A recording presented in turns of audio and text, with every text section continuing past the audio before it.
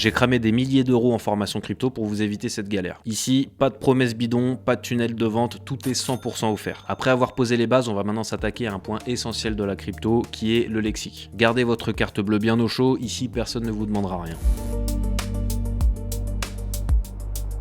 Mon but n'est pas de vous bourrer le crâne ni le cul. Pour ceux qui sont déjà dans la crypto depuis un petit moment, all-in, bottom, divergence, vous pouvez zapper cette vidéo. Mais n'oubliez pas qu'on n'enlève jamais les tâches d'un léopard. Et même si ça n'a aucun rapport, je voulais simplement le placer ici. On va commencer par se rendre sur le site Cryptost et faire un survol rapide pour que vous entendiez au moins une fois ces mots avant de les utiliser. Si des trucs vous intéressent ou vous semblent importants, n'hésitez pas à le mentionner aux commentaires, je me ferai un plaisir d'y répondre. On commence par all-in. All-in, ça veut dire littéralement tout dedans. Et que ce soit au trading ou dans le casino, c'est quand tu mises tes organes, ta maison, ta femme, ton chèque énergie, tout ce qui te passe sous la main. Parce que tu es sûr que le bitcoin ou un altcoin va monter. Et là, si tu perds, c'est la cata parce qu'évidemment, t'as plus rien. Qu'est-ce qu'un altcoin? C'est ce qu'on trade en dehors du Bitcoin. En fait, alt, c'est pour alternative, et alternative coin, voilà, monnaie alternative. Tout ce qui va être le Doge, l'Ethereum, le Shiba, le XRP, bref, toutes les monnaies en dehors du Bitcoin, ce sont des altcoins. ATH, ça vous allez beaucoup l'entendre, c'est le all-time high, le plus haut sommet historique jamais atteint. Par exemple, quand on dépasse les 60 000 ici, on fait un nouvel ATH, c'est un nouveau record absolu. C'est un prix inédit dans l'histoire, comme ici vers 41 000, un ATH jamais vu avant. ATL, c'est l'inverse. C'est le all-time low. En général, c'est un lancement de crypto. Le bear market, c'est quand le prix baisse sur une longue période, quand la tendance est baissière longtemps. Par exemple, de là à là, on est en bear market parce que le prix descend. Bull et bear, vous connaissez sûrement, ça n'a rien à voir avec bull et bill, je vous entends déjà arriver. Les bulls font monter, bulls comme les taureaux qui encornent vers le haut, et les bears, ils font descendre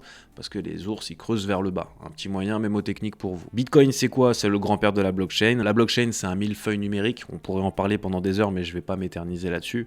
Je vous invite à vous renseigner par vous-même. Le bottom au trading, c'est le creux, c'est ce que vous devez trader. C'est la position intéressante pour miser. Quand on est en bas, on touche le creux. Là, c'est un bottom. Là aussi, les influenceurs disent buy the dip or sell the rip. Achète le creux ou vends le rest in peace. En gros, vends le moment où c'était le plus haut. Bull market, c'est l'opposé du bear market. Par exemple, ici, c'est un bull market parce que ça fait que monter.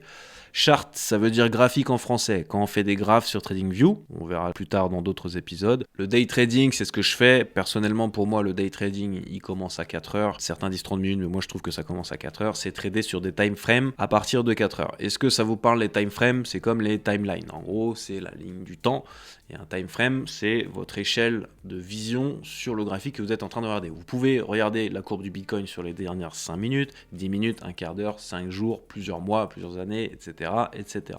Donc le day trading, c'est quand tu trades sur des time frames aux alentours des 4 heures. Voilà. À l'opposé, qu'est-ce que le scalping? C'est du trading sur des tout petits time frames. Donc on va dire 15 minutes et moins, c'est du scalping. Dump, c'est quand le prix chute. Ici, c'est un dump, le prix descend. Le pump, c'est quand le prix explose à la hausse. Sur la troisième page, ETH, c'est juste un coin, un altcoin, pas hyper intéressant. ERC20, c'est le protocole pour transférer, pas vraiment utilisé en trading. Les exchanges, c'est des plateformes pour trader ou échanger des cryptos. Bybit, Binance, vous en avez aussi un sur lesquels vous avez 10% de rabais sur les frais à vie que je vous mets en description. N'hésitez pas à aller faire un tour si vous voulez, c'est là-dessus que je suis en tout cas. Exit scam, ça n'a rien à voir avec le trading, mais c'est quand quelqu'un monte un projet, commence à faire de la pub, demande à tout le monde d'investir dessus et se barre avec la caisse. C'est arrivé plusieurs fois, notamment avec BitConnect. Il y a pas mal de documentaires sur Netflix là-dessus que je vous invite à regarder qui sont très intéressants et très bien tournés. Les fees, très important, on en a déjà parlé dans plusieurs vidéos, c'est les frais. À chaque trade, tu payes un peu de frais. Fiat,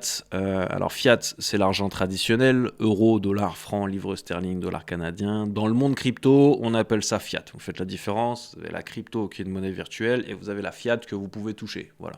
C'est aussi simple que ça. FOMO, à éviter absolument. Fear of missing out. Peur de rater une opportunité. Si on zoome, FOMO, c'est acheter en panique. Quand ça monte à droite du graphique, tu vois que ça pompe.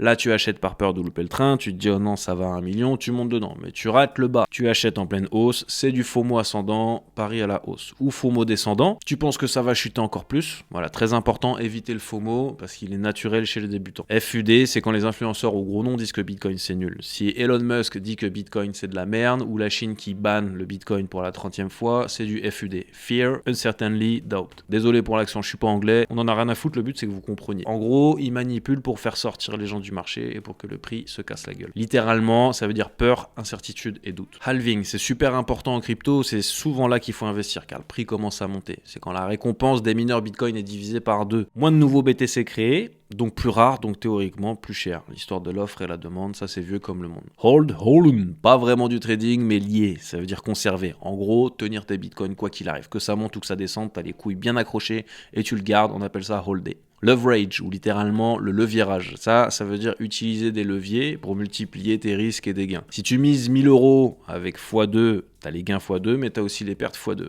Avec x10, t'as les gains x10 et les pertes x10. Voilà. Plus tu lèves, plus tu gagnes gros, mais plus tu perds tout vite à x10.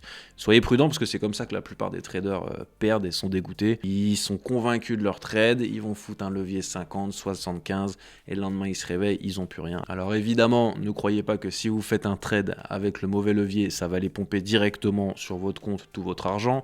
On peut évidemment mettre des sécurités, il faut bien sélectionner, mais on verra ça plus tard.